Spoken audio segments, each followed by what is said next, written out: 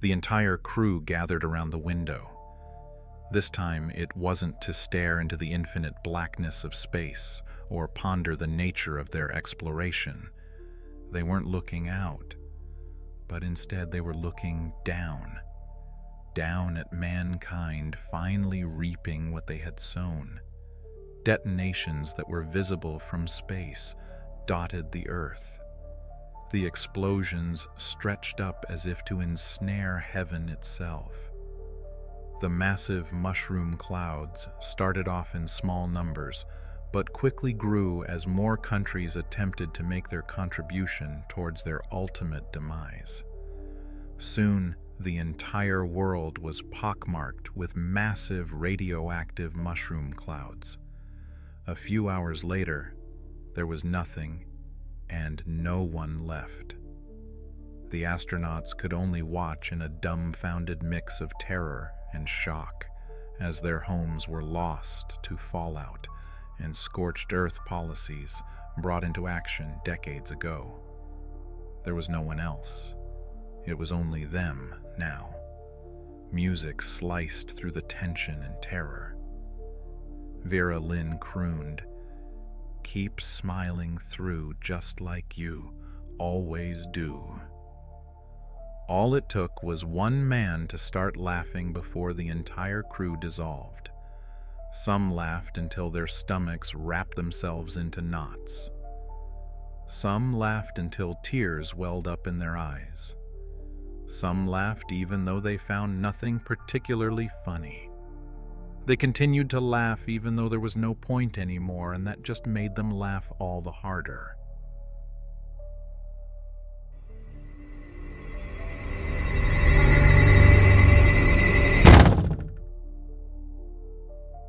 I have to take this nice and slow. I have to choose my words carefully. I don't want to make this worse for me. Something's happened this past week to the way we talk. I don't know what's causing it or how it's happening. I only know that it's killing people. Innocuous phrases, figures of speech, colloquialisms, and hyperboles are becoming literal, with disastrous results. Most people have stopped talking, but that approach is not helping anymore. The first victim was Old Man Gnome. He was always a talker. He loved to ramble on with old stories and local urban legends to anyone who would listen. It was when he started a conversation with a college student who was too nice to walk away that it happened. Gnome was rambling on about the time he found the Jersey Devil in his backyard. At the crescendo of his long-winded story, he said those fateful words. He said that he was besides himself with shock at finding the legendary cryptid in Spokane when it happened. Gnome screamed in agony as he was attacked by some invisible force and ripped in two. The student could only watch in horror as the bisected man clutched desperately at his severed lower half while he bled out as if he could reattach himself. The people who witnessed Gnome's death called the police, who promptly took the student into custody so he could be interrogated for the possible murder. They changed the boy out of his bloodstained clothes and gave him a gray prison jumper. They interrogated him for 5 hours before the stress, lights, and questions broke him. In his frustration, he said something about how the uncomfortable jumper was killing him. The jumper then constricted tight around him. He flailed around the room trying to tear the attacking clothes off, but they were too tight and coiled around him. The police officers could only watch as the jumper shrunk to the point of crushing his bones and organs until the student died. When they cut the clothes off of him to try to make sense of what had happened, they found that the seams of the prison jumper had actually cut into him, bruised him in places, and completely compressed his lungs into a pulpy mess. It didn't take long for people to make the connection between their words and the results. Many stopped talking, but a few spoke out on how to protect yourself from this phenomenon. They explained that it only affects the speaker. You can't kill other people with your words except in certain situations. One woman joked with a friend that she always assumed she would go out with a bang. The resulting explosion killed 4, crippled 1, and severely burned 5 people. Your words will always be turned against you. One man boasted that he wanted to die drowning in pussy and found himself swarmed and smothered by a horde of oddly clingy cats. It's gotten worse. It's no longer restricted to spoken word. It's spread onto written messages. I was texting with a friend, trying to understand what was happening when he, always a defeatist, said he was screwed 6 ways till Sunday due to his tendency to talk. From what I hear, he died of severe exhaustion, dehydration, and physical shock after removing his genitals with a pair of scissors and using them on himself. Soon it'll spread to our thoughts, and then we're all dead. I'm writing this because I am dying. Slower than the others, but dying nonetheless. I just wanted it to end in the nicest way possible. I said I wanted to die with a smile on my face. I thought that would be harmless, dying happy. It didn't work. Please let me die. My face is paralyzed in a grin. I can't eat. I can't talk. I can't even scream in agony at this perpetual smile burning my muscles. I just want this to end.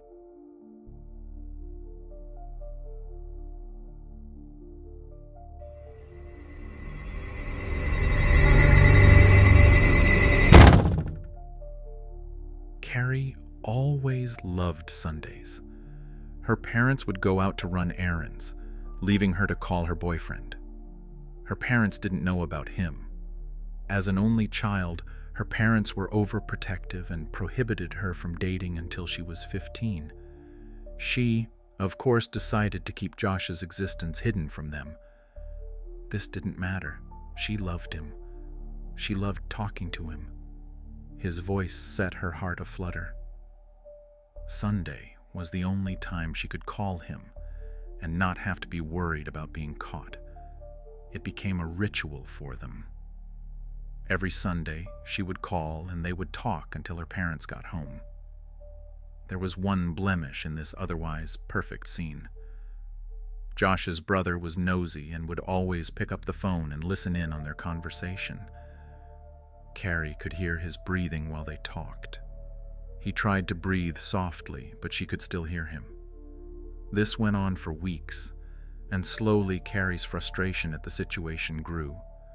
Josh ignored it, but after one particularly heated conversation, Carrie asked, "Could you tell your brother to buzz off? I can hear him listening in on the other phone line." Josh's answer was sobering. "We don't have another phone in the house. I thought you said you were certain your parents had gone out to run errands?" Carrie listened to the phone click onto the receiver in her kitchen. She had watched her parents leave. Whoever was in her kitchen was not her parents.